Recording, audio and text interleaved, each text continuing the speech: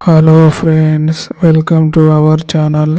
ఈరోజు నేను మీకు చెప్పబోయే కథ వింటే మీరు రాత్రిపూట ఒంటరిగా గదిలో ఉండాలంటేనే భయపడతారు. ఇది ఒక పాత ఇంట్లో జరిగిన భయంకరమైన సంఘటన. అది అనంతపురం జిల్లాలోని ఒక మారుమూల గ్రామం. ఆ ఊరి చివరన ఒక పాత బంగళా ఉంది. దాన్ని రామప్ప బంగళా అని పిలుస్తారు. దాదాపు 30 ఏళ్లుగా ఆ ఇంట్లో ఎవరూ ఉండడం లేదు. ఆ ఇంటి చుట్టూ పిచ్చి మొక్కలు, పెద్ద పెద్ద చెట్లు పెరిగిపోయి పగలు కూడా చీకటిగా ఉండేది. కార్తీక్ అనే ఒక కుర్రాడు తన స్నేహితులతో కలిసి ఆ ఊరికి వెళ్ళాడు. కార్తీక్కి దయ్యాలంటే నమ్మకం లేదు. ఏముందిరా ఆ ఇంట్లో, అంతా ఉత్త పుకార్లు అని నవ్వుతూ బంగళాలో రాత్రిపూట గడపాలని పందెం కాశాడు. సాయంత్రం 6 గంటలు దాటింది. సూర్యుడు అస్తమిస్తున్నాడు. కార్తీక్ ఒక్కడే ఆ పాత బంగళా తలుపులు తెరిచి లోపలికి వెళ్ళాడు.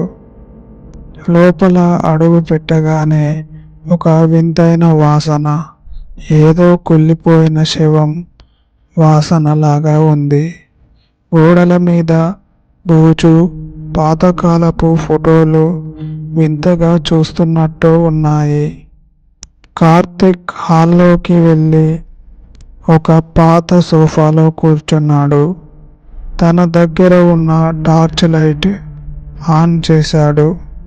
అప్పుడే పైన ఉన్న గది నుండి ఏదో శబ్దం వచ్చింది.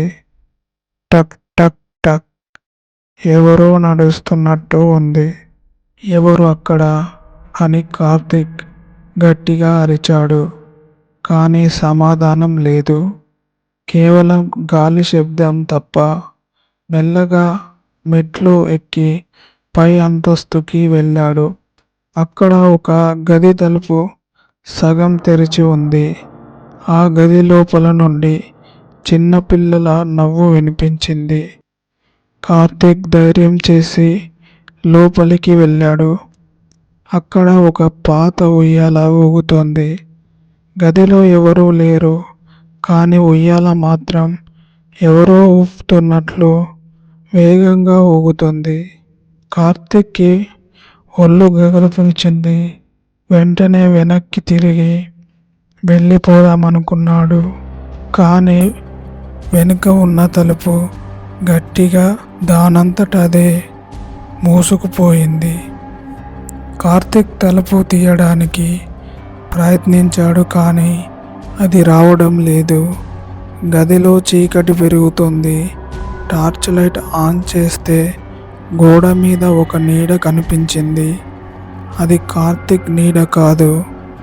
ఆ నీడకి పొడవాటి జుట్టు, వంకరగా ఉన్న చేతులు ఉన్నాయి. ఆ నీడ మెల్లగా కార్తీక్ వైపు రావడం మొదలుపెట్టింది. గాలిలో ఉన్న ఉష్ణోగ్రత ఒక్కసారిగా పడిపోయింది. కార్తీక్కి గాలి ఆడటం లేదు. ఆ నీడ దగ్గరకు రాగానే ఒక భయంకరమైన ముఖం కనిపించింది. కళ్ళు లేవు, కేవలం రక్తం కారుతున్న రంధ్రాలు. నోరు తెరిచి, "నువ్వు నా గదిలోకి ఎందుకు వచ్చావు?" అని గొంతులో నుండి వింతైన శబ్దం చేస్తూ అడిగింది. కార్తీక్ భయంతో కేకలు వేశాడు. ఆ గదిలో ఉన్న అద్దం పగిలి ముక్కలయింది. ఆ ముక్కల్లో ప్రతి దాంట్లోనూ ఆ దయ్యం రూపమే కనిపిస్తోంది. కార్తీక్ స్పృహ కోల్పోయి పడిపోయాడు.